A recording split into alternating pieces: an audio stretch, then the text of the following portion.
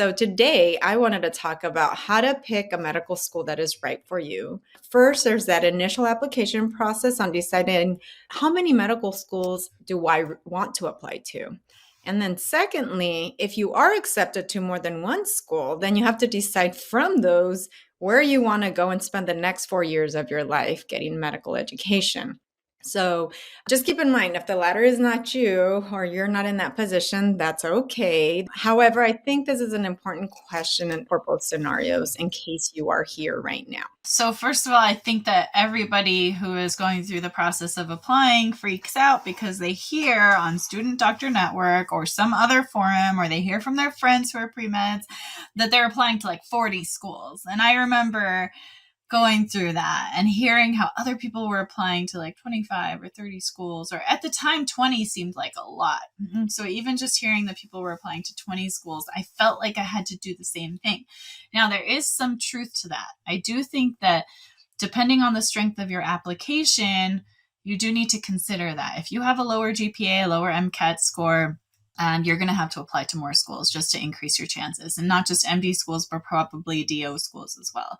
If you have an excellent GPA, an excellent MCAT, and you have a ton of activities, research, volunteer, clinical, all that, then you probably can get away with applying to 5 to 10 schools in some cases. Now, the average applicant is going to be safer with 20 schools. And so I think back in the day, that's what I settled on. I think I applied to around 20 schools. I don't remember the exact number. Yeah, but I applied to about 20 schools. And it was a nerve-wracking process, like it was. And choosing the schools, of course, for me, it was easy. Like, let's choose all the coastal schools where there would be an option for him as well.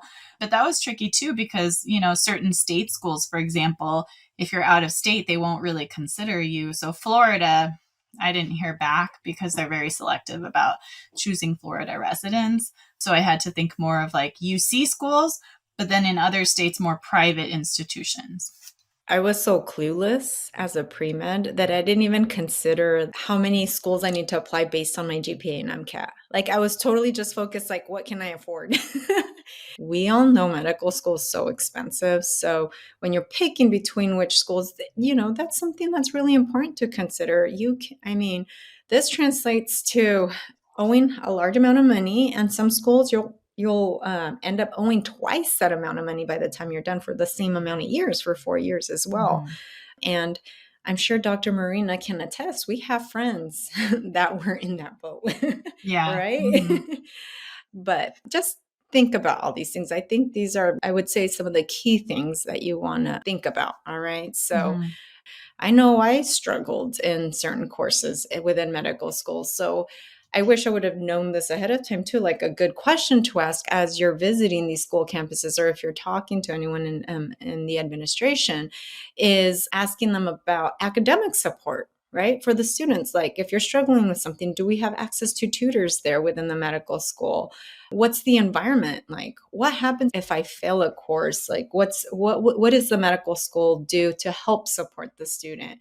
That didn't even cross my mind, when I was applying to medical school. But retrospectively, it's such an important question to ask, because I will say most students will fail a class or really struggle with it, or even just an exam. Say they don't fail the class, but an exam.